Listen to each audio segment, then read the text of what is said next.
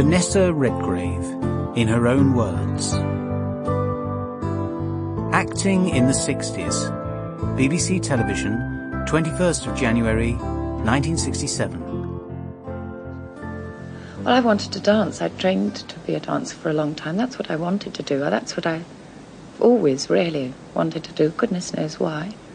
Something about the combination of music and movement fills me with something. And I think I would have been quite a good dancer. Probably very good. Anyway, I'm far too big, as you can see.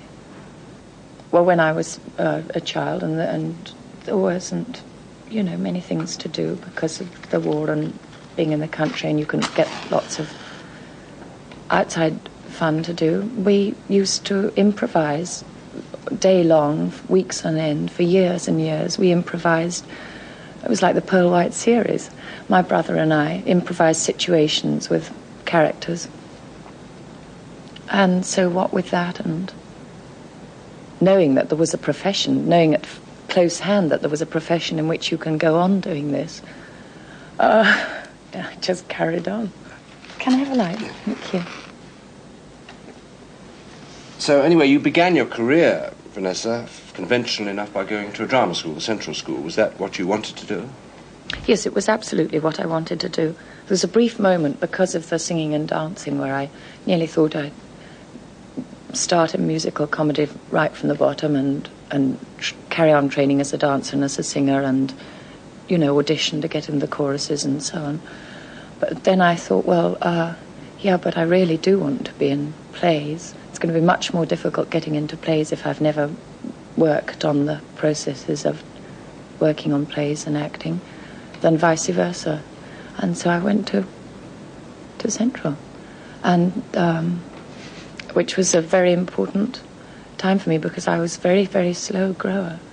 I had tremendous voice problems all the way through Central, which I couldn't seem to get rid of, in fact, until afterwards, when I guess all the work that had been done at Central, I'm still benefiting, in fact, from sensations that I learnt to recognise in the placing of my voice, where I'm trying to place it in my head, in my nose, getting it away from straining at my throat, the loose jaw, all these things that I first learnt of then but weren't any use to me at the time because I couldn't make it work. I think when you're a student, at least when I was a student, I didn't realise that the doing is 3/4 of it.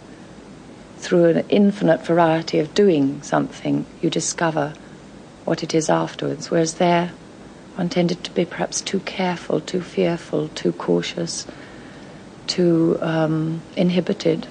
Anyway, having passed through such a long, slow time of such thought and such introspection,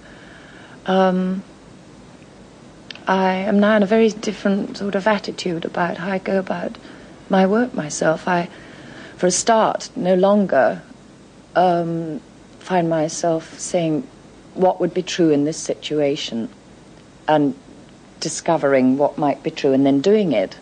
I tend to think what would be true in this situation, come up with whatever my or somebody else's answer is, and then choose the opposite to that as being most likely to be nearer a truth. There must be things that you've found out in the last 5 years about acting for yourself, things which possibly you would have liked to have been told about when you were at drama school. I can only find one specific thing, and that's from where I am now. I would have liked to have worked 500 times more, increasingly rather than decreasingly throughout the years of training, on my voice and movement. Do you still work on your voice and movement? I work a lot on, every night before the performance I do certain physical exercises because I know that, and I sleep because I know that when I'm strong and when my back is, the source of strength seems to me to come from the back, that then there is something very strong. Sample complete. Ready to continue?